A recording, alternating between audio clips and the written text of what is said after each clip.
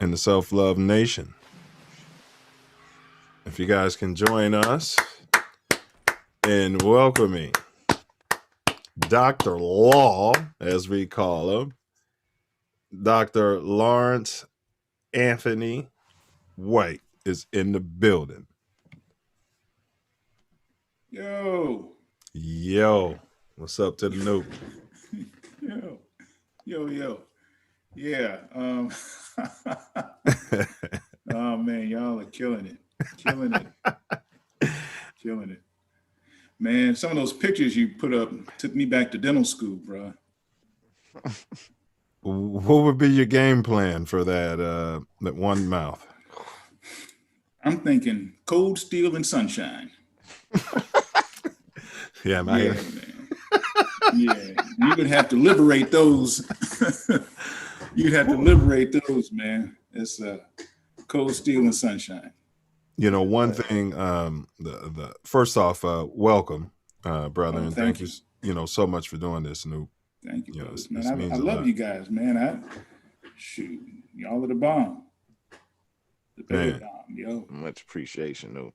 Yeah, and people don't realize the psychological impact of having your grill straight.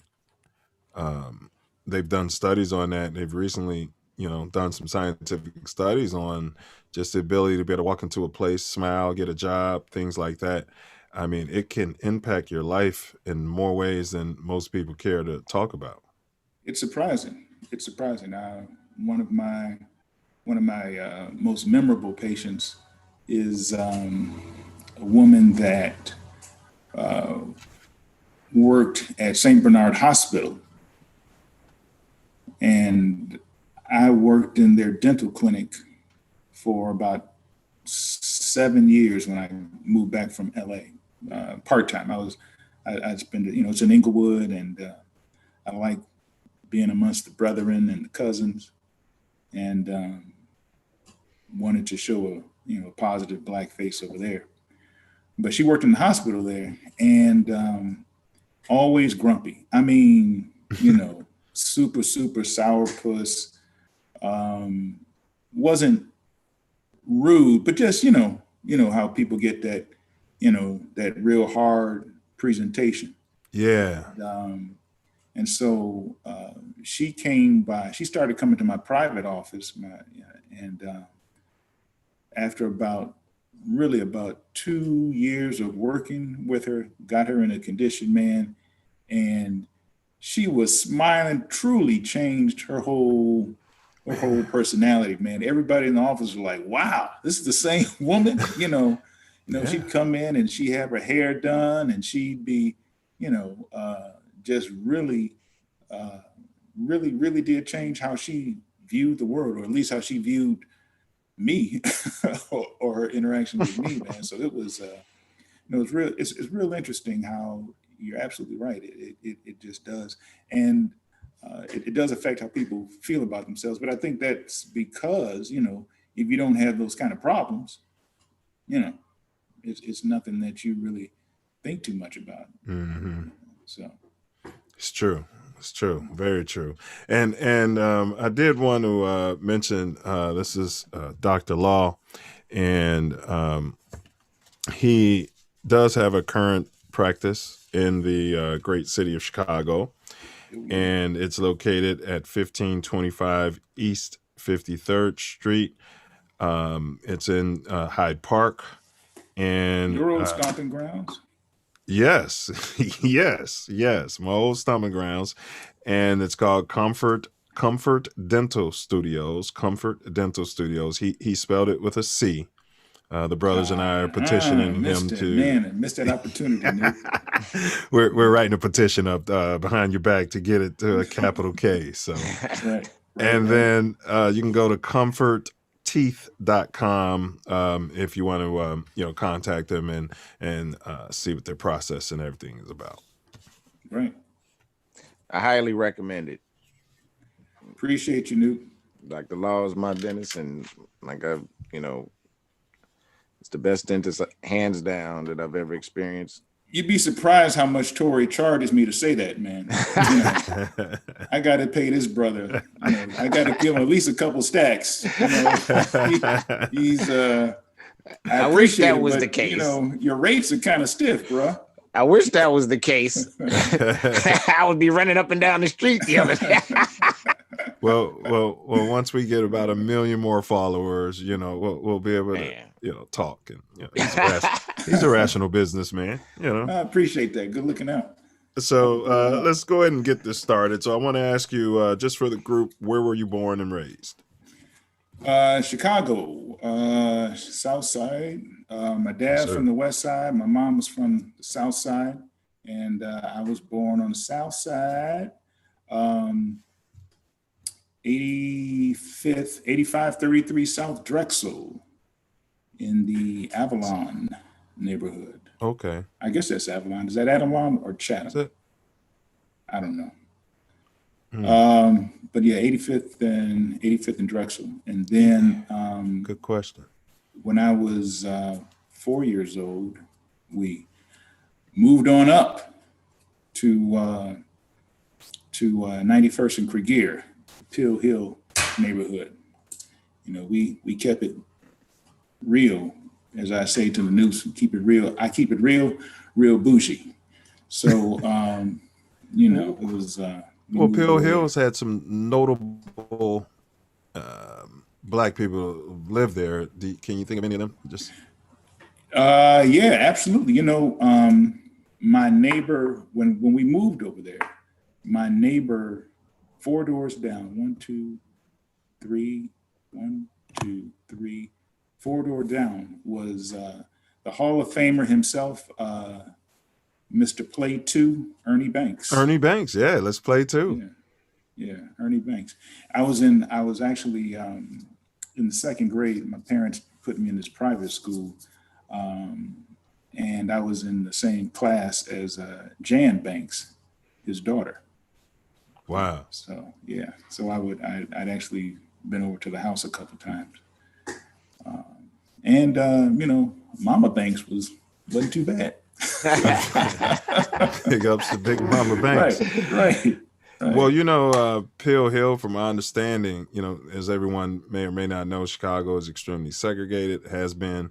And so this was an area, a pocket that was created by Black professionals, where they can have a zone and a safe space, to live. And there's so many other notables. I want to say, I hate these shows because as soon as everybody's going to go, everybody live there. But I was just trying to say, bro, Pill Hill comes from, there were so many doctors that lived there. That's where the term Pill Hill came from.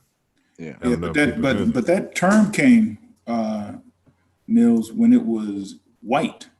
This was Jewish doctors. So there was Jewish doctors. Oh, really? Man. Yeah. It was Pill Hill when we moved over there in the 60s. So, okay. Yeah, my neighbor was white for about 10 minutes. And then, it was in the heat of white flight. So, it was interesting. It was interesting. Yeah, but that's absolutely correct, man. I had my particular block, my particular time growing up was really, really interesting. I mean, it was almost a storybook. Mm-hmm. We may have had 15, 20 houses on the block altogether. And easily, we had maybe 15 guys within 5 years of each other. So we played all kind of sports together, from baseball, football in the streets, basketball. So it was really, an idyllic kind of setup. Now, so you said you got there, and then so it was right. The Pinks were moving out, and for I'll say white, because we have to identify people as pink before we'll start calling them pink. But so the white people started moving out due to the white flight, right around the time your family is moving there. So you had your own single family home, mom, dad type of situation. So Yeah, the yeah. schooling that you went to, did you go to school with any other races besides black kids? Uh, well, that was at 1 year in second grade, and then in eighth grade went out to Morgan Park Academy Mm-hmm. and went to high school out there. So other than that, I was at Arthur J. Dixon Elementary on 83rd and St. Lawrence. Right off And Cottage? also, right, as a matter of Yeah. fact, right down the street from um, St. Mark's Methodist, where Brother Shavers attends. Okay. In Peary, John T. Peary was a primary school. So went to those two schools in the Avalon neighborhood or what have you. But yeah, dealing with the white folks was interesting. We had our neighborhood was such that we didn't, there was absolutely no downgrade or differential between a suburban white neighborhood and the neighborhood that I was raised in the city. And so growing up like that, I never, it was always upsetting because white people just assumed, That that you were you were living in poor good and times. uneducated. Yeah, Yes. yeah. And Yes. that you're lucky to be, you know, around them. And it was a huge, come up and this kind of stuff. So that's just how their perspective was. But yeah, it was just never, there was never any pressure on me. I think there was probably pressure on my parents. They may have wanted their sons, me and my brother, to, have this, I wouldn't say white influence, but certainly whatever benefits come of a private school, I'm sure they wanted that for their kids. Upwardly mobile Yeah, type of yeah. exposure. That was just kind of how they did. It's like, for me, it just peeled back the curtain, because after I was out with those white kids, I was like, these dudes are just some idiots. I mean, now they came from some rich and maybe even some wealthy families, but they were just idiots. You know, first, I didn't drink until I got into college, but man, these white kids would be drinking in Oh, eighth man. grade parties. Eighth grade parties, they'd be having beers and this kind of stuff. I'm like, nah, smoking Beers, cigarettes, pills. and, yeah. By the time I grew up with them in 8th grade, they had that pills and LSD and yeah. Right. So it was no mystery. That kind of white lifestyle with some people thinking it had something better to offer was never something that, once I got out there and realized what kind of, crap it was nothing that was ever too appealing. So, with my kids, they're at public schools, and because I went to a private school, I can attest that the education that they're getting is just on par. You go to a good public school, you're going to get a good education. You have good instructors. So it's on par with any private school that you can, your average private school, I guess. I guess I've come to believe that as long as the kids are interested in learning, that that's what's the most important thing.